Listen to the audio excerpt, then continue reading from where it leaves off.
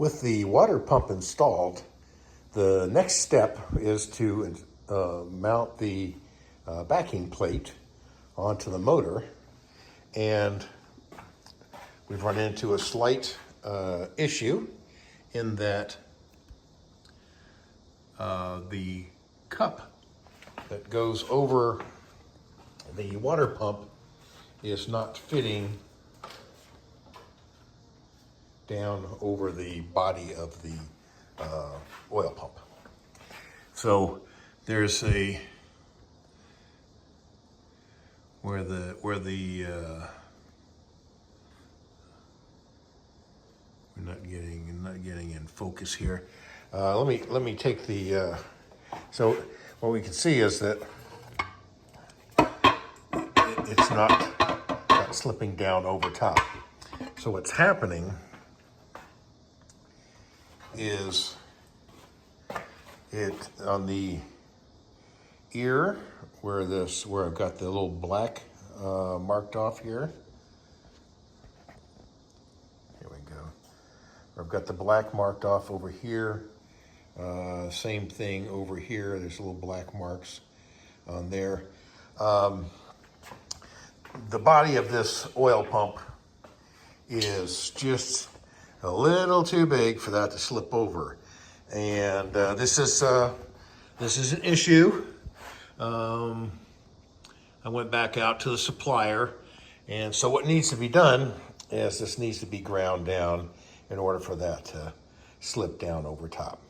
So that's what we're going to do next. So out with the pump again, and we'll get those radius off so that will slide over. So with the pump removed, you can see the black marks now that have to be radiused off of there. This one goes it's going to be almost back to that top of the brass screw, and same sort of thing over here. It's not much, but it's just enough that won't allow that cover to slip down. The tool that we're going to use is the Hyper Tough. This is a little battery-powered die grinder from Walmart that I've mentioned before. And then from Harbor Freight, we've got some of the twist lock sanding discs. We've got it in 60 grit and 36 grit. I'm gonna try the 60 grit first and see if that works out for me. If it doesn't work out, we can always drop down another grit.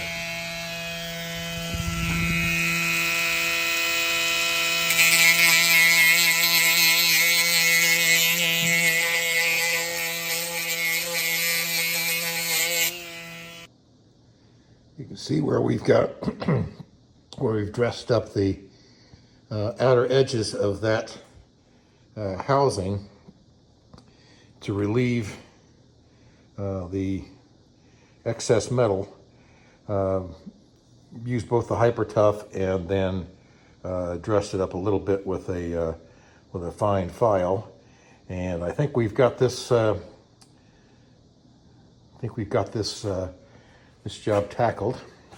So I'm going to remount this, refill it, remount it, and we've test fitted it, and I think we're there. But let's do it one. Let's give it a try. Okay, we've refitted the oil pump and re-primed it.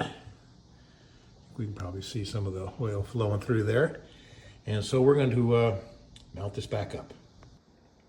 Here we've got the final result where we've radiused off this side, and then again over on this side to give us the clearance that we need to mount the sandwich plate, backing plate onto this.